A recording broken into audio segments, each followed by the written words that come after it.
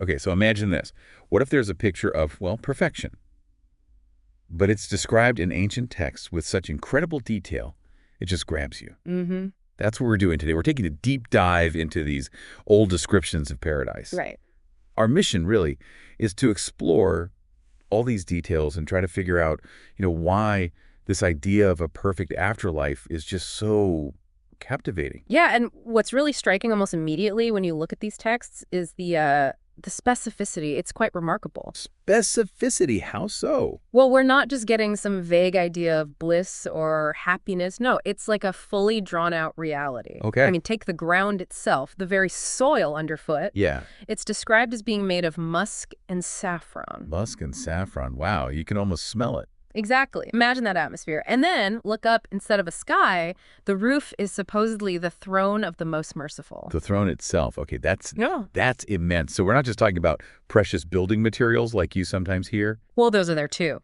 Rocks made of pearls and jewels, buildings constructed from bricks of gold and silver. Right, but even the fundamentals, the ground, the sky, Yeah. they're inherently sacred, incredibly precious. That's it. Precisely. Mm. It signals right away that this isn't just an enhanced version of our world. It's fundamentally different, sacred. It feels like the whole place is designed to overwhelm the senses, Mm. but in a good way. Definitely. And that carries through to, say, the plant life, the flora. Okay, what about the trees and plants? Get this. Yeah. Every single tree is said to have a trunk made of gold and silver. Seriously, gold and silver trunks. Yeah. A total reversal of what we know. And the fruit, described as softer than butter, sweeter than honey, textures and tastes beyond anything we can really imagine. Wow. Even the leaves are supposedly softer than the softest silk or cloth you can think of. It sounds like a world designed purely for, like, ultimate comfort and pleasure. No harshness. Exactly. Unparalleled sensory delight. Yeah. And then you have the rivers. Ugh, the rivers. I remember reading something about those. They're not just water, are they? Not at all. We're talking rivers of milk. But milk that never changes taste, never goes bad, constant perfection. Okay. Then rivers of wine, described as delicious. Wine, too. And rivers of pure honey. And of course, rivers of the freshest water imaginable. So it's like an endless supply of the most perfect drinks. An inexhaustible source, yeah. It speaks to this idea of transcending decay, doesn't it? It really does. Nothing spoils, nothing fades. It's permanence. Right. Fulfilling desires completely, without the imperfections or the running out that we experience here. And does this abundance apply to food as well? Absolutely. The texts say the inhabitants can have any fruit they choose instantly. Any fruit. Any fruit. And any bird they might desire for food. It's like a constant personalized banquet. Incredible. Even the specific drinks mentioned have these exotic-sounding names like tasnim, ginger, kafur. It adds to the sense of luxury. And served in special cups, I imagine. Beautiful ones, yes. Cups made of crystal, gold, and silver. It's all part of this picture of absolute worry-free abundance and beauty. It paints a picture where every possible need or desire is just instantly met and exceeded. That seems to be the core idea. Ultimate contentment. And then there's the scale of it all.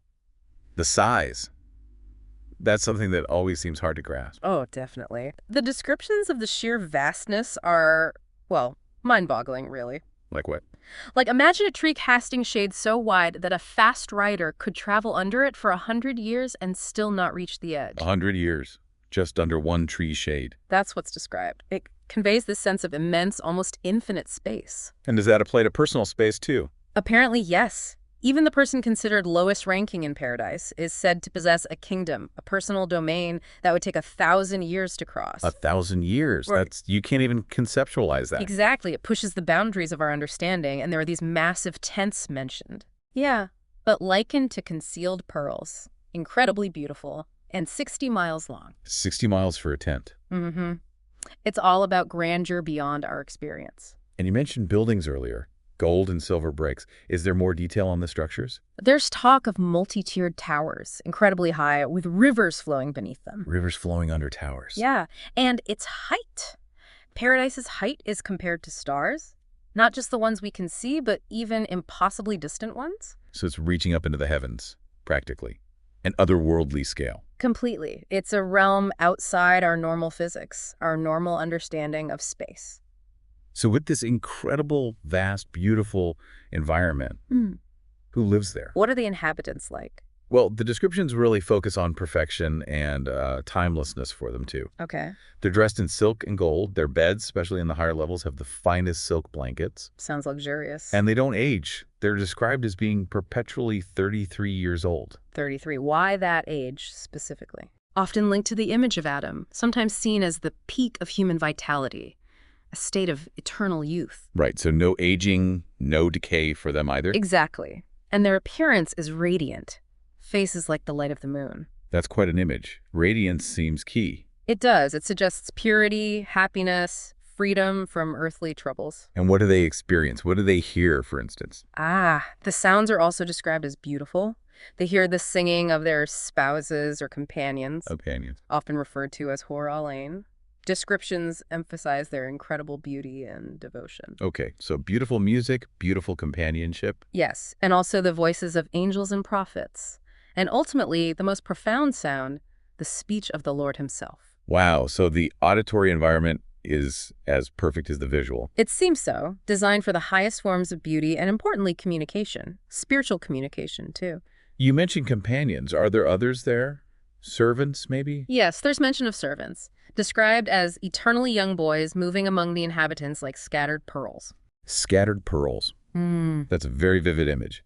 Suggests beauty and perhaps effortlessness. I think so. Timeless, graceful service. And then more on the spouses or brides. The descriptions are quite detailed. In what way? Again, emphasizing youthfulness, incredible beauty, to the point where it said if just one of them were to glance towards our world, her light would illuminate everything between heaven and earth and fill it with fragrance. Her presence would outshine the sun. That's intense. An almost overwhelming level of beauty. It underscores this idea of perfection beyond comparison. Flawless beauty, purity. Their gaze, their affection is solely for their partners. It suggests perfect harmony. Perfect harmony, perfect beauty, perfect sustenance. It's all pointing towards a state of complete fulfillment. Yes, but all of this, all these incredible rewards and experiences, they seem to be leading up to something even greater. What do you? The ultimate reward, the chance to actually meet and see the divine, God himself. Okay. So that's the pinnacle. It's presented that way, often called the Day of Increase. The day of increase. Yeah, suggesting something beyond even the already amazing rewards. The inhabitants are invited to visit the Almighty. How did that happen? They gather in a vast valley. Descriptions mention the divine chair being set up, along with pulpits made of light, pearls, gemstones, gold, silver, materials reflecting the grandeur. Wow. Sounds like a momentous occasion. Definitely. And there's this interesting interaction first. They're asked, essentially, are you pleased with what you've been given? A moment of reflection on all the blessings they already had. Exactly, before the ultimate unveiling. Then suddenly, this overwhelming light appears. The divine presence. Yes, the arrival of the Compeller, the Almighty. And there's a greeting of peace. The texts even mention divine laughter. Laughter. Interesting. Followed by the declaration, this is the day of increase, reinforcing that something more is coming. And that more is seeing the divine. That's the request they make, yes, to see his face. And then the covering, the veil, is removed. And what's that like? Described as just an overwhelming experience of light. So intense, yet beautiful. Is it just a visual thing, or is there interaction? Oh, there's interaction. It's described as deeply personal. Each individual is spoken to, reminded of specific moments or deeds from their life. Really? Specific deeds? Yes, even forgotten ones. But then assured of forgiveness, it adds this incredibly personal, healing dimension. That sounds profound. Not just awe, but personal connection and resolution. Exactly.